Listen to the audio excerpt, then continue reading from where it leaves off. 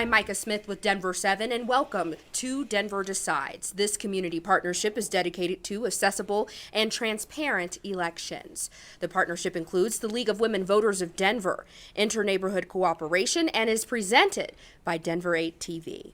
Our mission today is to present a ballot issue forum in anticipation of the general election coming up on Tuesday, November 3rd. Among the numerous amendment and ordinance questions on this year's ballot is Amendment B. It asks voters, should Colorado repeal part of the Gallagher Amendment, which limits residential property taxes to 45% of the statewide base? Our format for this forum will follow a basic debate outline with opening and closing statements, cross-examination, and will include responses to questions submitted by forum organizers. Let's begin by meeting the participants who will present and discuss the pros and cons of Amendment B. Beginning at my right is Senator Chris Hansen, who is currently a Colorado State Senator representing District 31. He will be speaking in favor of Amendment B. And on my left is Clay Vagoda, campaign chair of Protect Our Home Colorado, who will be speaking against Amendment B. Welcome to both of you. We will begin with 1-minute opening statements from both speakers. Senator Hansen, you're up first, speaking for Amendment B. Great. Thank you very much. And a big thank you to the sponsors of the forum this evening. It's so great to have a chance to communicate directly with the voters of Denver and the metro area about this very important issue. I am asking tonight for your yes vote on Amendment B. From the state legislature back in June, we referred this to the voters on a bipartisan basis. In fact, almost 75% of all of the representatives and senators in the General Assembly are supporting bringing this to you, the voters, because it's time to get outdated provisions around financial matters in particular out of our state constitution. The Gallagher Amendment was put in 1982, and it may have made sense at the time 40 years ago, but it's now outdated, outmoded, and is hurting the state of Colorado. It's not working for the state of Colorado. Why do I say that? Well, let me start with a personal plea. I've got 2 kids in Denver Public School, and if we don't repeal Gallagher, we're going to be making large cuts to schools across the state. It also is going to hurt fire districts, county health departments, and a number of other very important local services. Please vote no on these cuts. Please vote yes on Amendment B.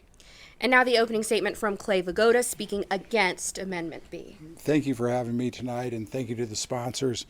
The 3 things you need to know about Amendment B are these. Number 1, it's a tax increase on homeowners. Number 2, it's a tax increase on renters. And number 3, it's a tax decrease for big corporations and big business. Now tonight, the proponents will talk to you about tax rates, and I believe that only tells half the story. Rather than tax rates, I think that what you're more interested in is the dollars in your pocket and how many of those dollars you have to give away in taxes. The tax administrator for the state of Colorado has estimated that if Amendment B passes, in the first year, it will increase homeowner taxes by $450,566,168. Those are her numbers, not mine. That's $2.25 billion more taxes that homeowners will pay in the first 5 years than they otherwise would. So I'm urging you tonight to vote no on Amendment B, to vote no to decreases in taxes to big businesses and corporations, and to force the legislature to go back and find a different way to save our schools. Thank you. Now, Senator Hansen, you will have 1 minute for a rebuttal to Mr. Vagoda's opening statement. Thank you. I really appreciate that. I want to be very clear. Repealing the Gallagher Amendment freezes tax rates where they are right now.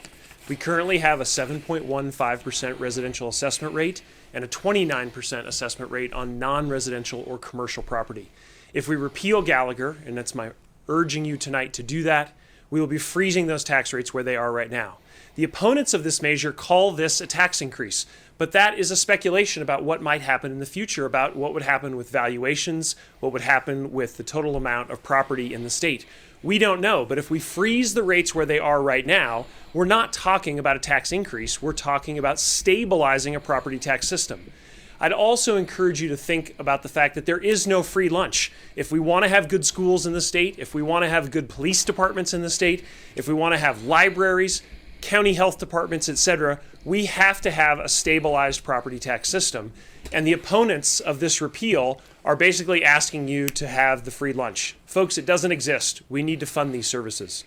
And Mr. Vagoda, now you have 1 minute for a rebuttal to Senator Hanson's opening statement. Well, I think Senator Hansen just hit the nail on the head. There's no free lunch, which means that there's more tax dollars that need to be brought. So this is a tax increase. It will mean more money coming out of homeowners' pockets. It wasn't my estimation. It's the tax administrator for the state of Colorado who has estimated that, yes, the Gallagher Amendment will mean a smaller assessment on homeowners. And that smaller assessment gets offset by how much the value in your house goes up every 2 years. So it's not like you're paying less taxes. In fact, over the last 10 years, homeowners have almost doubled the amount of taxes, property taxes, they pay to the state of Colorado. And so we have seen great increases in the tax structure. Doing a tax increase on homeowners when that same amendment will decrease the amount of taxes that big businesses and corporations pay is unconscionable. Now for our cross-examination rounds, beginning with Senator Hansen. You may ask Mr. Vagoda a question, and Mr. Vagoda, you will have 1 minute to reply. Thanks very much. I want to start with what I think is actually unconscionable, which is defunding our schools, our police departments, and our county health departments. So if this debate goes the direction you would like in November, we're going to be looking at, as you said, $450 million plus out of all of these important services.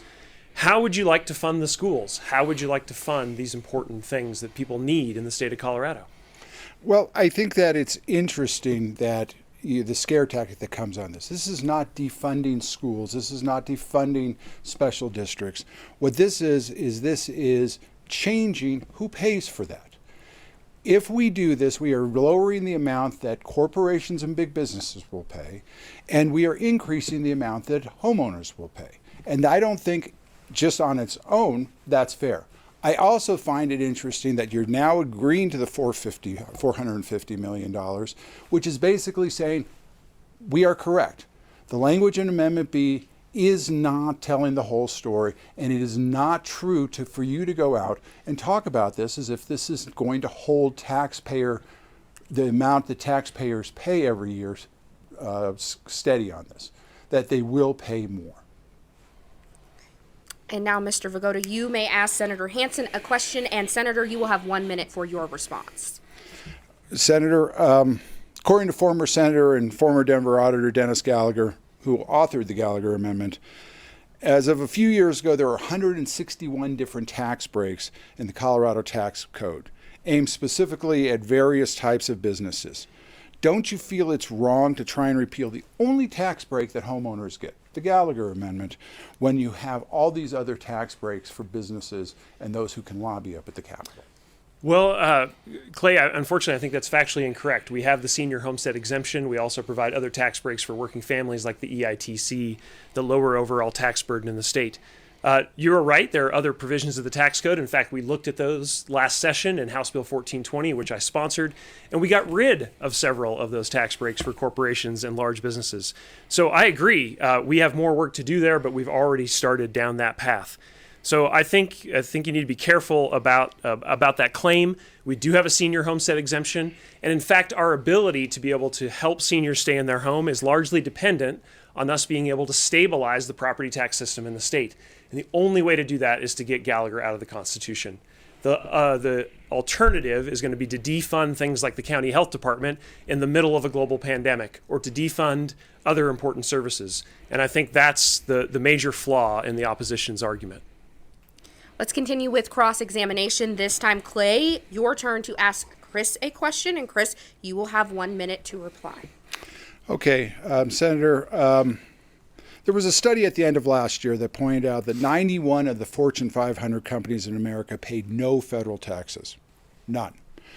And many of those names are companies that sound familiar to Colorado residents. Xcel Energy, Molson Coors, Starbucks. At the same time, in the midst of a global pandemic, when almost half a million Coloradans are either unemployed or underemployed, 32% of Americans in August were unable to pay their mortgages either on time or in full, and middle-class families are being devastated by this economic downturn. Wouldn't a better solution to Colorado's tax issue have been to create a new class of taxation that treated these huge corporations that differently than small property owners and mom and pop businesses?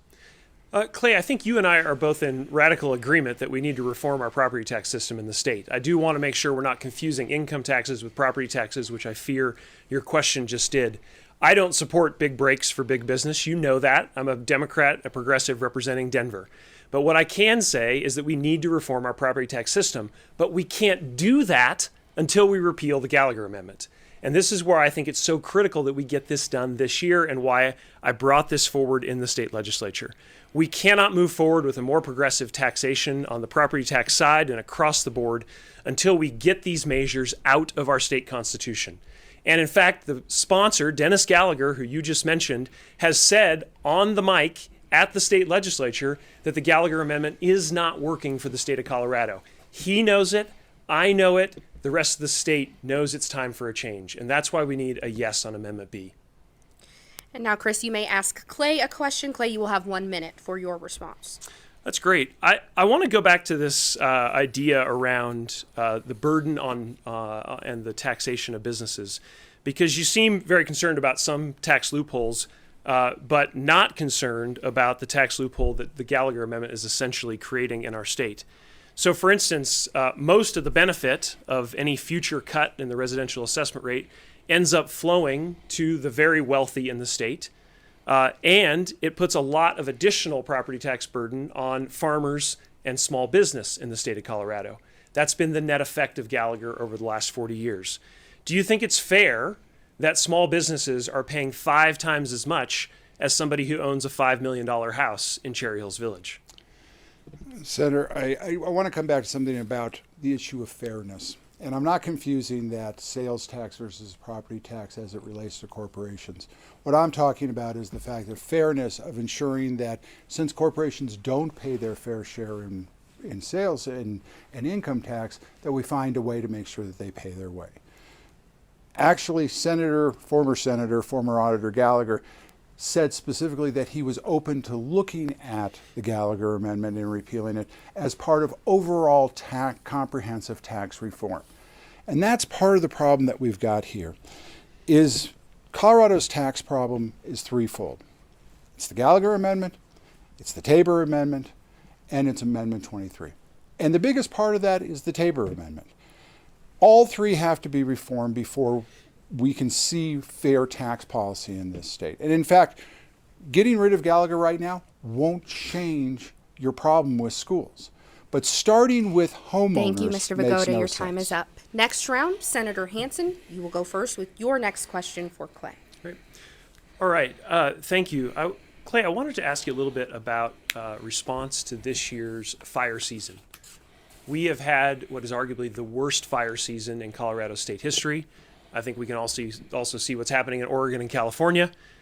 Is this the right time to reduce revenues, to reduce budgets of our fire districts around the state of Colorado? You know, Senator, it's a funny thing that you are putting on the homeowners and onto me the question of how you fund the fire districts and fund these other places, and create the scare tactics that if we don't vote for this, that these terrible things will happen. When you can't be sure that we will vote for it, and the legislature has done nothing to change tax policy to try and make sure that we do fund these things. It's not my job. That's what you were voted to do. And I think that putting this into a situation where if we don't do something, and it all has to come from the homeowners, that there are going to be these dire consequences. I don't think that that's an accurate or a fair assessment on this. I think that what we need is fair tax policy that deals with all the people who are a part of this tax system.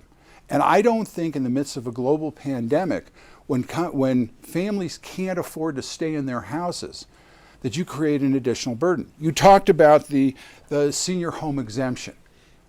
If Amendment B goes forward, it will Thank wipe you, that Mr. out. Vigoda. Your time is up, and now it is your time to ask Senator Hansen another question. Senator, the proponents insist on talking about the tax rate rather than increased tax dollars.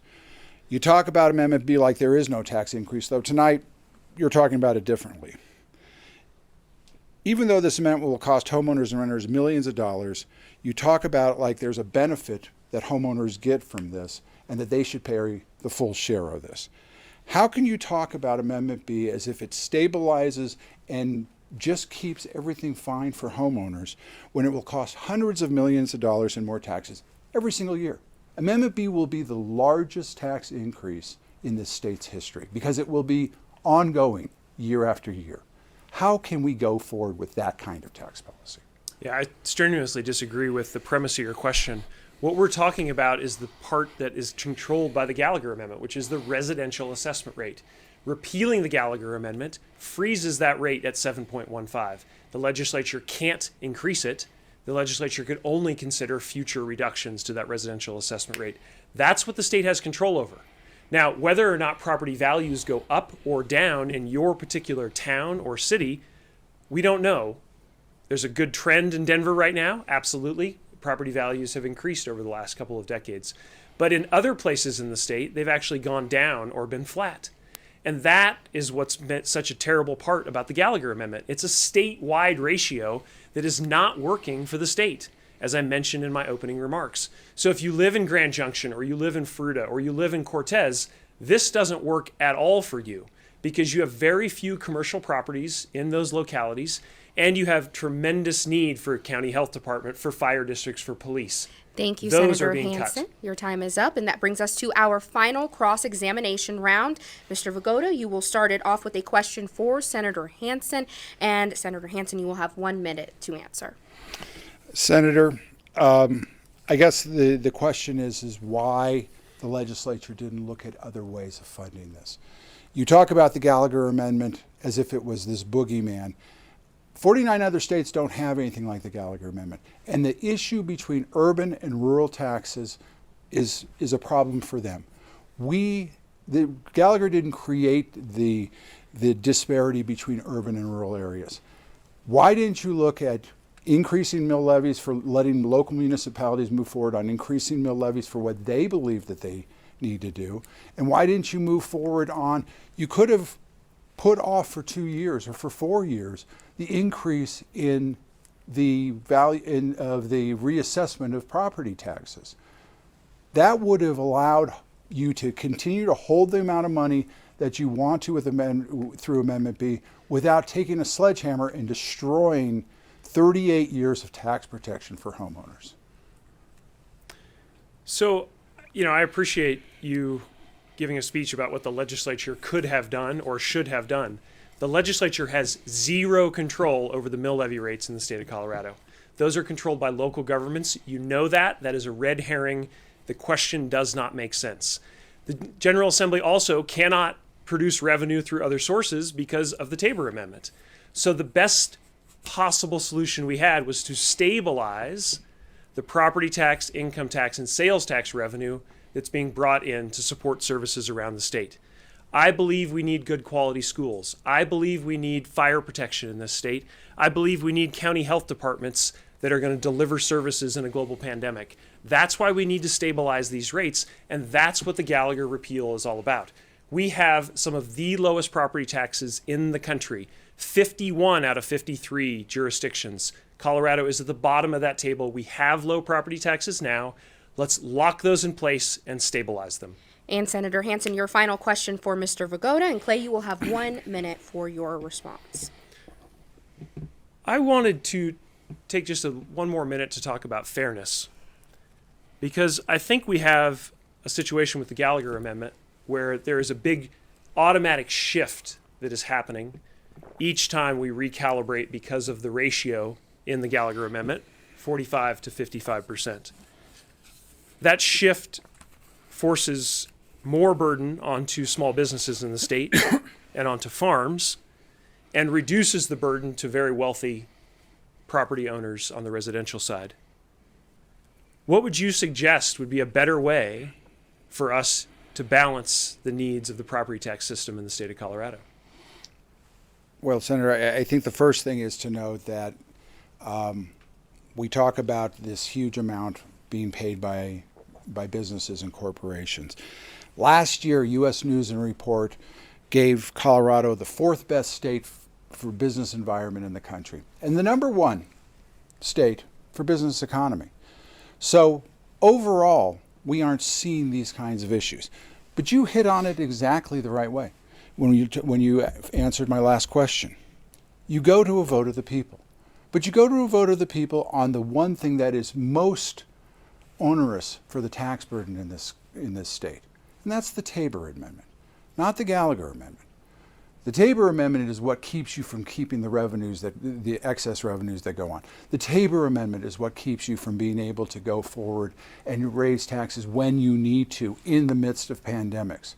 It isn't Gallagher, it's Tabor. And yet you chose to go after Gallagher, and you chose to go after it in a way that is disingenuous. Thank you, Mr. Vagoda. Our next few rounds will feature our speakers responding to questions submitted by our forum organizers. Each speaker will answer each question, and they will have 1 minute for their answers. Senator Chris Hansen, who is here speaking in support of Amendment B, will be first to answer. The property tax assessment rate for Colorado's oil and gas properties is 87.5%, more than 12 times that of the residential assessment rate at 7.2%. Is the repeal of Gallagher being driven by the oil and gas industry? Well, absolutely not. I am certainly not here on behalf of the oil and gas industry. Some of the facts in your question, I think, are not quite correct. The assessment rate for oil and gas is not 87.5. That's actually the ad valorem write-off that they were able to claim on their severance tax. So there's a little bit of a difference there I want to make sure folks at home are aware of. The local property taxes that they pay, they then don't have to double pay when they go to the state to pay severance tax. And they get to write off 87.5% of that. So I think that's where that number is coming from. And I think, just to be clear, this doesn't help oil and gas at all. Their assessment rate will be still non-commercial. It will still be 29%. And in fact, if we repeal the Gallagher Amendment, that rate gets frozen in place. And so this is about stabilizing the overall property tax system. There is no special benefit here for oil and gas. Thank you. And now Clay Vagoda, who is here speaking against Amendment B, your response to that question. Well, I appreciate Senator Hansen for clarifying that the tax rate is actually 29%. But I disagree with you, Senator, that this doesn't help oil and gas interests. Once again, the tax administrator was looking at what she estimated would happen with taxes, and the amount that residential property owners would pay was going to go down. And that would have caused oil and gas corporations to pay more. So by stabilizing, your words, stabilizing the tax rate at 29%, what you're really doing is you're giving them a tax break. You're making sure that they pay less than they otherwise would have if Gallagher stayed into effect. So they are getting a tax break with Amendment B. Next question from our organizers for our guests. And Clay, you will be the first to respond to this one. You will have 1 minute for your answer. Would the repeal of Gallagher be good for Colorado's kids? In what ways? You know, I think that the best way that Gallagher will be good for Colorado's kids is it will ensure that homeowners who are on the bubble in this pandemic, who are barely holding on, aren't forced out of their homes. We see it with families with small children. We see it with seniors. I was talking with a senior from North Denver the other day who is on a fixed income, owns their own home, but was talking about the fact that if this goes through and they have to continue to pay the high rates that they are right now with their values going up, that they won't be able to stay in their home of 42 years. Where does a senior couple in Denver, Colorado go if they can no longer stay in their homes? Where do families with children go in Denver, Colorado if the cost of staying in their homes is too high? There's a reason Gallagher was put into place, and there's a reason that it worked to save $35 billion over the course of the last 38 years, and that was to help people stay in their homes, middle and low-class families. And now, Senator Hansen, your response to that question. Thank you. I think the last response really misses the mark. You were talking about fixed income seniors, which I care deeply about, and we have the senior homestead exemption to help them. The question was about children. I have 2 kids in Denver Public School. Many of our listeners tonight have kids or grandkids in Denver Public Schools. If Gallagher Amendment is not repealed, we are looking at $30 million in funding reductions for Denver Public Schools for next year. $30 million. Around $20 million out of Aurora Public Schools. A similar amount would be cut from Jeffco schools. That's not sustainable. We already have half the districts in the state on 4-day school weeks. We are not delivering a high quality set of resources to our kids in this state. We have to do better. And if we don't stabilize and freeze the rates on the property tax side, we do not have a pathway to properly fund our schools. That's what's at stake here. If you care about the kids, you need to care about repealing the Gallagher Amendment. And we wish we had more time for questions, but we don't. So that brings us to the end of our Q&A segment. We now move to closing statements. Each speaker will have 1 minute for a closing statement, and we will reverse the order of opening statements, which means we will begin with Clay Vigoda. You have 1 minute for your closing statement. Thank you. The truth about Amendment B is it's one big lie. It's deceptive language was specifically written to trick voters by claiming that homeowners' tax rates will be locked in and giving you the impression that you won't be paying more. For 38 years, the Gallagher Amendment has saved everybody $35 billion on their homeowner property tax. Senator Hansen has talked about schools and about different districts, and that's part of what democracy is about. We have the ability to do school financing by individual districts. In fact, here in Denver, we're going to have a ballot questions that deal specifically with school funding. It's better for each individual community to decide what is best for them and how best they want to fund it and how much they want to fund it. I urge you to vote no on Amendment B. I urge you to learn the facts about this. Think about the $450 million plus dollars that you'll be paying next year. Learn the facts and vote no on Amendment B. All right, thank you, Mr. Vigoda. And now a closing statement from Senator Chris Hansen. You have 1 minute. Well, thank you, and again, a big thank you to our sponsors tonight for bringing us together for this conversation. It's so vital that the voters take a close look at each of the ballot initiative questions in front of them and come to an informed and educated decision. And I really want to say thank you for tuning in tonight to be a part of those educated voters. That's what our democracy is all about. That's how we make progress together as a state. And I believe for the state to be successful, we have to have high quality schools. We have to have adequate fire protection, adequate police protection, county health departments that work in the middle of a pandemic. And that's really what got me interested in this repeal. That's what led me to sponsor this initiative on a bipartisan basis at the legislature so that we can be successful as a state of Colorado. It's time to get an outdated, outmoded, not working formula out of our state constitution so that we can have real property tax reform in this state and that we can help the people who need it most. That requires getting Gallagher out of our constitution. And so I ask you to vote yes on Amendment B. Thank you. And I want to thank both of you for participating in today's forum. We hope we have given you a fair look at the pro and con arguments for Amendment B. Again, it asks voters, should Colorado repeal part of the Gallagher Amendment, which limits residential property taxes to 45% of the statewide tax base? Our thanks also to the Denver Decides partners, which include Interneighborhood Cooperation and the League of Women Voters of Denver. Denver Decides is presented by Denver 8 TV. Remember, this election day is Tuesday, November 3rd. Let your voice be heard. Be sure you are registered and be sure to vote. For complete election information online, go to denverdecides.org. I'm Micah Smith with Denver 7. Thanks for joining us.